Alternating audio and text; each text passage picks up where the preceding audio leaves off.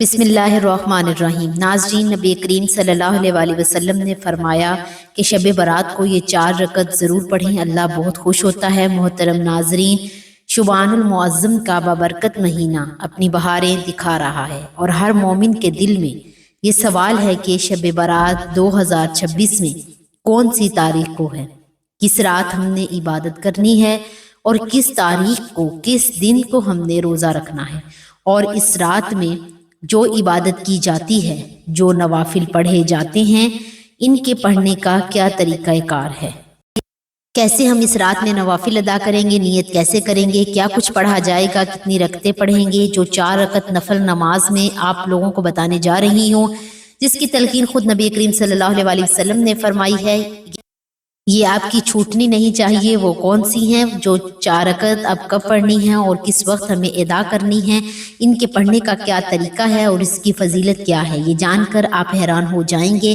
اور اس طرح جو اگلے دن روزہ رکھنا ہے، وہ روزہ ہم نے کیسے رکھنا ہے، اس کی نیت کیسے کریں گے۔ نبی کریم صلی اللہ علیہ وسلم اس مہینے میں کون سا عمل کثرت کے ساتھ کیا کرتے تھے، کیونکہ یہ شعبان کا مہینہ شروع ہو چکا ہے اور اگلا مہینہ رمضان کا ہے، اور رمضان جو ہے وہ بہت ہی زیادہ برکتوں والا مہینہ ہے۔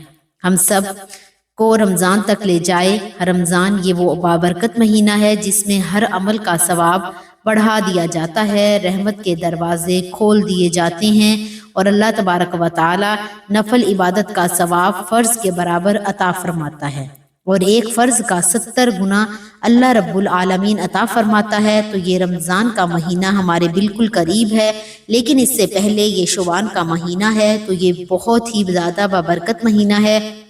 اس مہینے کی بھی فضیلت بہت زیادہ ہے۔ اسے ماہ مبارک کی فضیلت کا اندازہ آپ اس حدیث پاک سے لگائیں۔ حضرت عائشہ صدیقہ رضی اللہ تعالی عنہا ارشاد فرماتی ہیں کہ رسول اللہ صلی اللہ علیہ وسلم کو میں نے رمضان کے علاوہ کسی پورے مہینے کے روزے رکھتے نہیں دیکھا، اور میں آپ صلی اللہ علیہ وسلم کو شعبان کے مہینے میں سب سے زیادہ روزے رکھتے دیکھا۔ آپ آقا کریم علیہ الصلوۃ والسلام شعبان میں سب سے زیادہ کثرت کے ساتھ روزے رکھتے تھے۔ اسی طرح حضرت اسامہ بن زید سے روایت ہے کہ آپ صلی اللہ علیہ وسلم فرماتے ہیں کہ آقا کریم علیہ الصلوۃ والسلام نے ارشاد فرمایا کہ یہ ایسا مہینہ ہے جس سے لوگ غافل ہیں، یعنی یہ شعبان کا مہینہ ایسا مہینہ ہے کہ جس سے لوگ غافل ہو جاتے ہیں۔ رجب اور رمضان کے درمیان اس مہینے میں اعمال اللہ کے حضور پیش کیے جاتے ہیں۔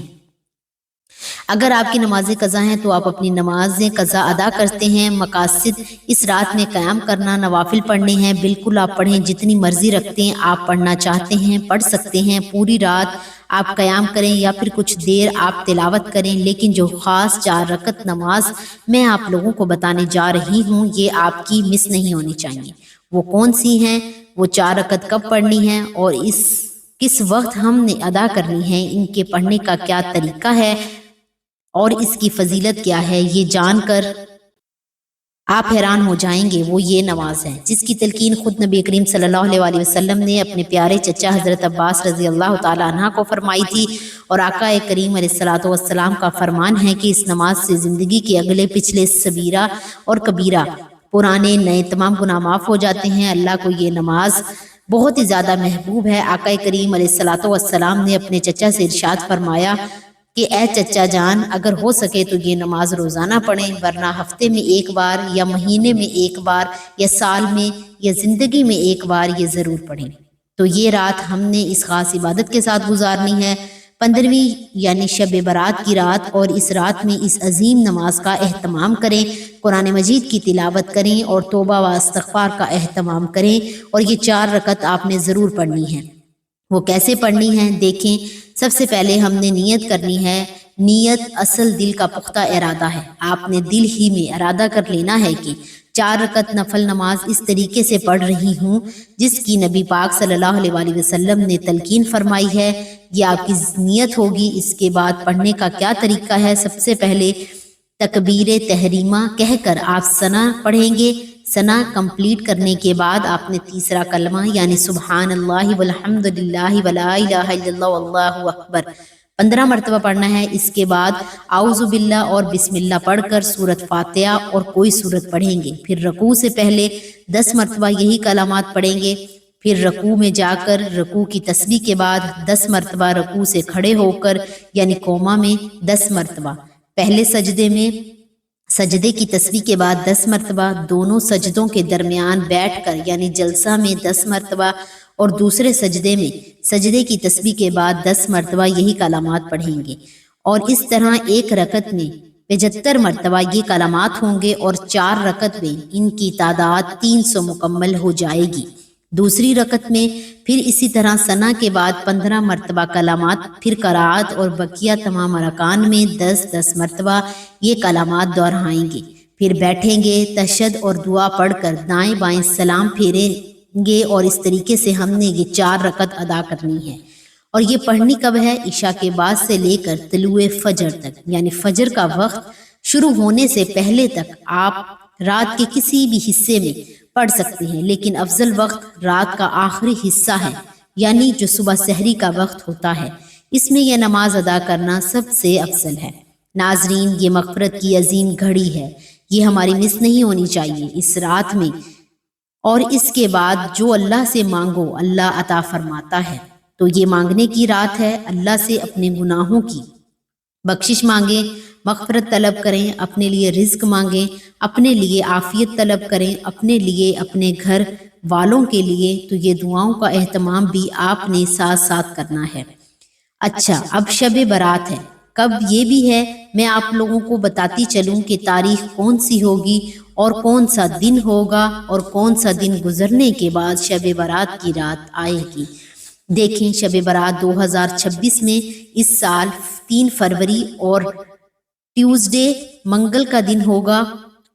3 فروری منگل کا دن جیسے ہی مکمل ہوگا، سورج غروب ہوگا، مغرب کے بعد سے لے کر طلوع فجر تک، فجر کی نماز کا وقت شروع ہونے سے پہلے تک، یہ ساری رات جو ہے شب برات کی رات ہے۔ 3 فروری کا دن جیسے ہی مکمل ہوگا، آگے جو رات شروع ہو رہی ہے یہ شب برات کی رات ہے، یعنی یہ 15ویں شعبان ہے، شعبان کی 15ویں رات ہے۔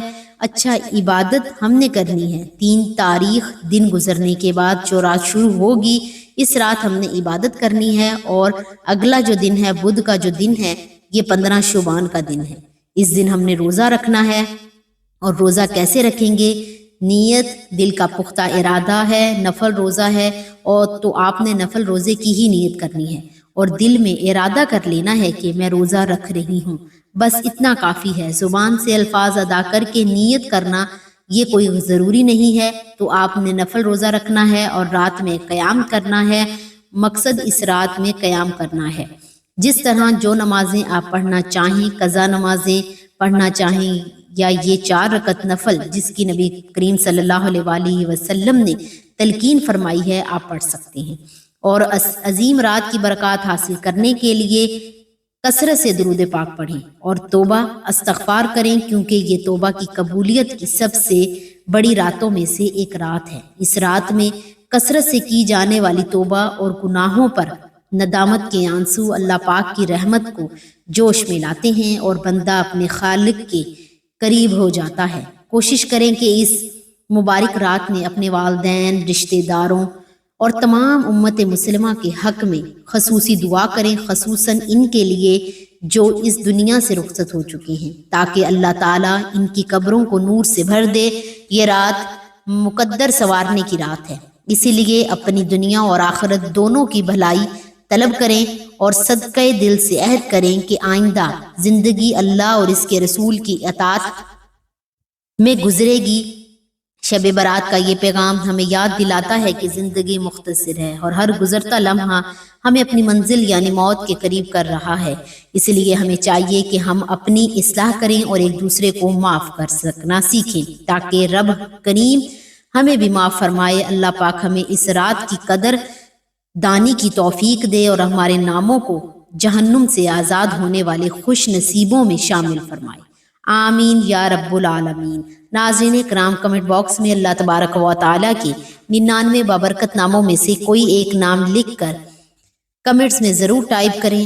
اگر آپ کو یہ اصلاحی ویڈیو اچھی لگی ہو تو اسے لائک کریں، صدقہ جاریہ کی نیت سے شیئر کریں، اور مزید ایسی ویڈیوز کے لیے چینل کو سبسکرائب کریں۔ اگلی ویڈیو تک کے لیے ہمیں اجازت دیجیے۔ اللہ حافظ۔